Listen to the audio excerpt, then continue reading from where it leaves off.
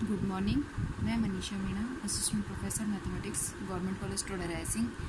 आज हम BSc part third का पेपर फर्स्ट रियल एनालिसिस का थर्ड लेक्चर देखेंगे। तो हम पिछले 2 लेक्चर्स में जैसा कि हम पढ़ चुके हैं कि पीनों ने प्राकृत संख्याओं के लिए क्या क्या अभिग्रहितें दी थी। क्रम संबंध हम पढ़ चुके हैं, क्रम अभिग्रहित हम पढ़ चुके हैं।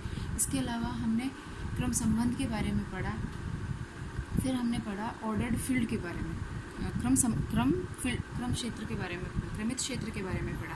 ठीक है, अब हमारे पास जो थर्ड लेक्चर है, थर्ड लेक्चर में हम पढ़ेंगे समुच्चयों की परिबद्धता, यानी कि कोई भी सेट है वो कब परिबद्ध होगा। ठीक है, तो उसके लिए हमारे पास सबसे पहली परिभाषा है ऊपरी परिबंध। ऊपरी परिबंध, तो ऊपरी परिबंध यानी कि अपर बाउंड। अपर बाउंड का मतलब है कि कोई भी क्षेत्र F, कोई भी क्रमित क्षेत्र F का अवयव K उसके अतिरिक्त उपसमुच्चय S का ऊपरी परिबंध कहलाता है यदि S का प्रत्येक अवयव K से कम या बराबर हो, अर्थात A less than equal to K for every A belongs to S, K belongs to F। यानी कि कोई भी क्रमित क्षेत्र F है, उसका उपसमुच्चय है S।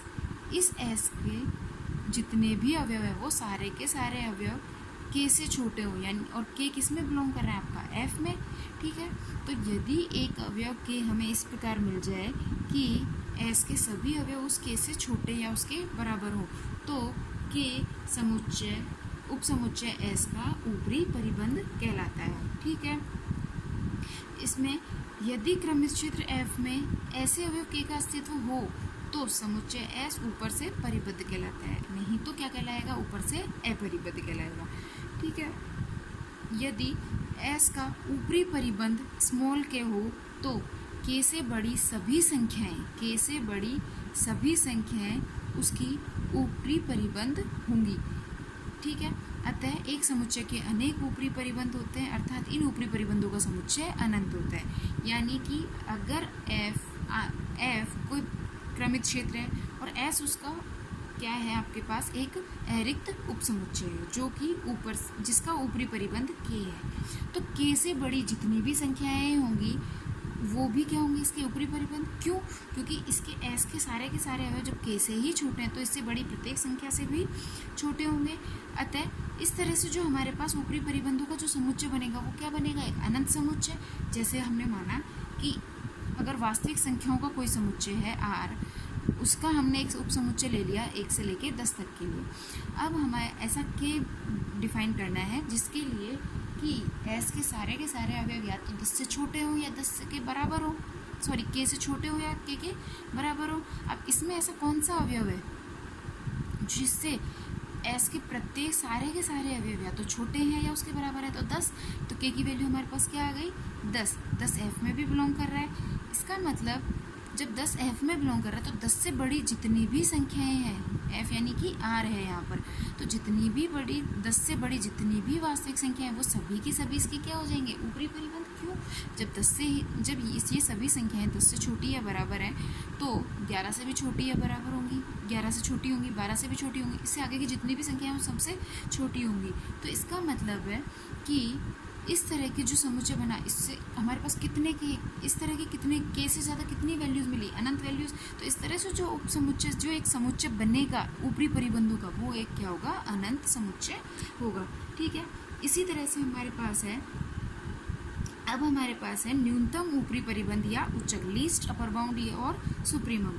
ठीक है, अब हमें, क्योंकि हमारे पास सारे के सारे ऊपरी परिबंध हमें पता है, ऊपरी परिबंधों में से जो सबसे छोटा ऊपरी परिबंध है वो आपके पास क्या कहलाएगा, सुप्रीमम ऑफ S, यानी कि उच्चक। ठीक है, यानी कि न्यूनतम ऊपरी परिबंध। ठीक है, तो यदि S क्रमित क्षेत्र F का एक अतिरिक्त उपसमुच्चय है जो ऊपर से परिबद्ध है। ठीक है, ऊपर से परिबद्ध है, पहली कंडीशन। दूसरी कि इस समुच्चय S के ऊपरी परिबंधों के समुच्चय का न्यूनतम अवयव अल्फा, ऊपरी परिबंधों के समुच्चय का न्यूनतम अवयव अल्फा S का न्यूनतम ऊपरी परिबंध या उच्चक कहलाता है।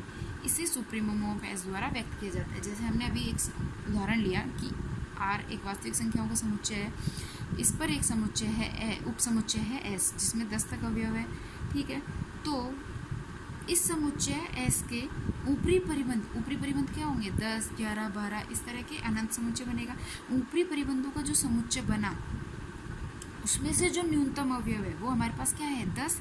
10 इसका क्या हो जाएगा सुप्रीमम ऑफ S, यानी कि इसका उच्चक कहलाएगा। ठीक है, समुच्चय S का उच्चक कहलाएगा। इसके बाद हमारे पास है निम्न परिबंध। निम्न परिबंध यानी कि अभी हमने पढ़ा ऊपरी परिबंध, इसी तरह से निम्न परिबंध है कि यदि F एक क्रमित क्षेत्र है, उसमें कोई अवयव K डैश उसके अरिक्त उपसमुच्चय S का निम्न परिबंध कहलाता है यदि S का प्रत्येक अवयव K डैश से अधिक या बराबर हो, यानी कि X greater than equal to K dash for every X belongs to S और K dash belongs to F। जैसा कि हमने अभी देखा था कि अगर वास्तविक संख्याओं का समुच्चय है S और उसका एक उपसमुच्चय है R, R में हमारे पास कितने तक अवयव थे 10 तक। अब यदि हमें एक ऐसा अवयव मिल जाए जिससे उस S के सभी अवयव बड़े हों, ठीक है, तो ऐसा अवयव K डैश हमारे पास इसका क्या कहलाएगा निम्न परिबंध। तो वहाँ पर हमारे पास ऐसा कौन सा अवयव था एक इसका क्या हो जाएगा निम्न परिबंध। ठीक है, अब यदि क्रमित क्षेत्र F में ऐसे अवयव K डैश का अस्तित्व हो तो समुच्चय क्या कहलाएगा नीचे से परिबद्ध, नहीं तो नीचे से अपरिबद्ध कहलाता है। ठीक है, इसके बाद यदि S निम्न परिबंध के S का निम्न परिबंध K डैश हो तो K डैश से छोटी सभी संख्याएं उसका निम्न परिबंध होंगी, यानी कि अभी हमने देखा कि 1 उसका निम्न परिबंध था तो उसी तरह से 0 भी उसका निम्न परिबंध हो जाएगा, -1 भी उसका निम्न परिबंध हो जाएगा, -2 भी उसका निम्न परिबंध हो जाएगा। इस तरह के जितने भी नंबर होंगे जो कि 1 से छोटी संख्याएं होंगी वो सब के सब उसके क्या हो जाएंगे निम्न परिबंध। तो निम्न परिबंधों का समुच्चय भी क्या होगा आपके पास एक अनंत समुच्चय होता है। ठीक है, अब हमारे पास डेफिनेशन है निम्नक की। निम्नक यानी कि उच्चतम निम्न परिबंध। अभी हमने क्या पढ़ा था उच्चक, निम्नतम ऊपरी परिबंध यानी कि ऊपरी परिबंधों में से सबसे छोटा। अब यहाँ निम्नक है निम्न परिबंधों में से सबसे बड़ा, यानी कि अब देखो यदि S क्रमित क्षेत्र F का एक अरिक्त उपसमुच्चय है जो नीचे से परिबद्ध है, इस समुच्चय S के निम्न परिबंधों के समुच्चय का उच्चतम अवयव बीटा S का उच्चतम निम्न परिबंध या निम्नक कहलाता है तथा इसे इन्फीमम ऑफ S द्वारा व्यक्त किया जाता है। तो इन्फीमम ऑफ S यहाँ पर क्या हो जाएगा बीटा के बराबर, और हमने जो उदाहरण लिया था उसमें इन्फीमम ऑफ S किसके बराबर हो जाएगा 1 के इक्वल। ठीक है, अब देखो अब परिबद्ध समुच्चय क्या है। अब तक हमने पढ़ा ऊपरी परिबंध, निम्न परिबंध, ऊपर से परिबद्ध, नीचे से परिबद्ध। अब हम पढ़ेंगे परिबद्ध समुच्चय। परिबद्ध समुच्चय क्या है, ये वो समुच्चय है जो कि ऊपर से भी परिबद्ध होता है और नीचे से भी परिबद्ध, यानी कि इसके ऊपरी परिबंध का भी अस्तित्व हो और निम्न परिबंध का भी अस्तित्व हो। देखो क्रमित क्षेत्र F का अरिक्त उपसमुच्चय S परिबद्ध कहलाता है यदि S दोनों ओर से ऊपर से एवं नीचे से परिबद्ध हो, अर्थात S के ऊपरी तथा निम्न परिबंध F में विद्यमान हो। इसका मतलब अर्थात that is there exist K dash belongs to F। K और K डैश दो अवयव F में इस तरह बिलोंग करेंगे such that K dash is less than equal to X, यानी कि X जो है S के जो अवयव वो K डैश से सारे के सारे बड़े हों और K से छोटे हों।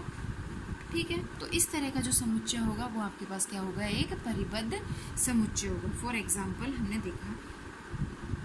ठीक है, अब हम इससे एग्जाम्पल सारे देखेंगे कि जिसमें हम इसके सुप्रीमम और इन्फीमम निकालेंगे। अब ये देखो जैसे कोई समुच्चय है S, ठीक है, प्राकृत संख्याओं के समुच्चय पे जहाँ पर n किस में बिलोंग कर रहा है प्राकृत संख्याओं में। ठीक है, तो एक परिबद्ध समुच्चय कैसे है ये देखो कि इसका सुप्रीमम ऑफ S किसके बराबर है 1 के बराबर। क्यों? क्योंकि इसके जितने भी अवयव आएंगे वो किस फॉर्म के आएंगे 1/2, 1/3, 1/4 इस तरह के अवयव आएंगे, सारे के सारे R में आएंगे। ठीक है, इस तरह के अवयव आएंगे तो इसमें इसके सारे के सारे अवयव कौन से अवयव से छोटे हैं 1 से छोटे हैं और 0 से बड़े हैं। 1 से छोटा और 0 से बड़ा, इसका मतलब निम्न परिबंध हमारे पास क्या आ गया 0 और ऊपरी परिबंध क्या आ गया 1। तो यानी कि अब 1 से छोटे हैं तो 2 से भी छोटे होंगे, 3 से भी छोटे होंगे, 4 से भी छोटे होंगे, जितने भी हमारे पास नंबर हम सबसे छोटे होंगे।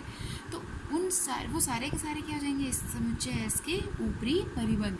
ऊपरी परिबंधों का जो समुच्चय बना उसमें से न्यूनतम क्या है हमारे पास 1, तो वो क्या हो जाएगा इसका सुप्रीमम।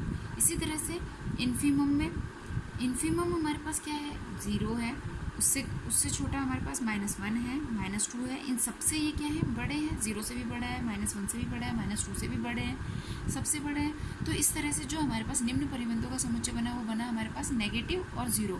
ठीक है, नेगेटिव और 0। इन सब निम्न परिबंधों में से जो सबसे बड़ा है वो क्या है हमारे पास 0। तो जो सबसे बड़ा है नंबर 0 क्या हो जाएगा इसका इन्फीमम हो जाएगा। ठीक है, इन्फीमम के बाद अब जैसे इसका सेकंड एग्जांपल हम देख लेते हैं कि कोई भी सिंगलटन सेट है यानी कि एकल समुच्चय है जिसमें हमारे पास एक ही अवयव है 5, तो क्या ये समुच्चय परिबद्ध है? होगा। क्यों? क्योंकि इसमें जितने भी अवयव है 5 एक अवयव है जो कि 5 से छोटा भी है और उसके बराबर भी है, 5 से बड़ा भी है और उसके बराबर भी है। ठीक है, तो हमारे पास इसकी दोनों कंडीशंस को सेटिस्फाई कर रहा है। इसका मतलब है इसका निम्न परिबंध भी 5 है और ऊपरी परिबंध भी 5 है, यानी कि इन्फीमम भी 5 होगा और सुप्रीमम भी 5 होगा।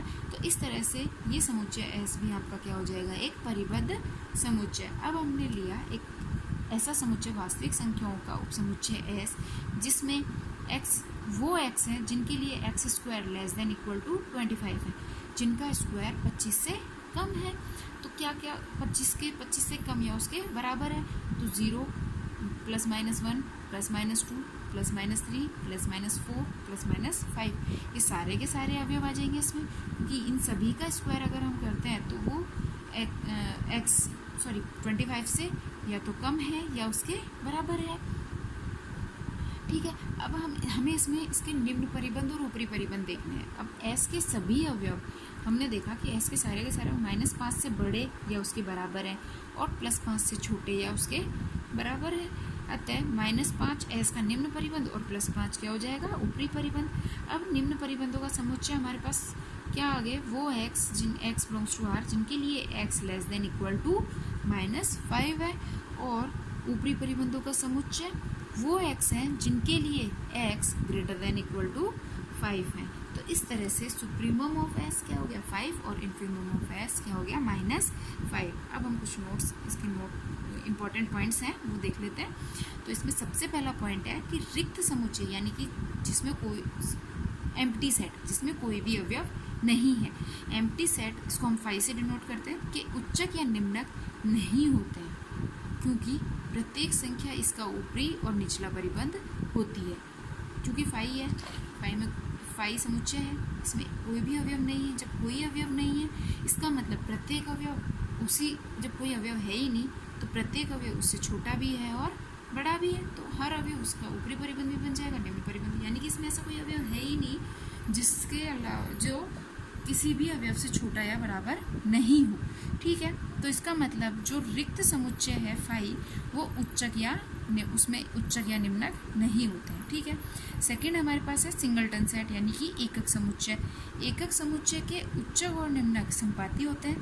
ठीक है, जैसा कि हमने अभी देखा था जिसमें हमारे पास सिर्फ एक ही अवयव हो। सिंगलटन सेट क्या होता है, जिसमें हमारे पास केवल और केवल एक ही अवयव हो। जब एक ही अवयव है तो वही इन्फीमम होगा और वही इसका सुप्रीमम होगा। थर्ड हमारे पास पॉइंट है, ये ज़रूरी नहीं है कि किसी भी समुच्चय एस के उच्चक और निम्नक एस के ही अवयव हो। जैसे कि हमने अभी देखा कि एक समुच्चय है 1, 1/2, 1/3, इस तरह से 1/n such that n belongs to n। तो इसका सुप्रीमम क्या है 1 और इन्फीमम क्या है 0, क्योंकि 1 तो a में आ रहा है लेकिन 0 a में नहीं है।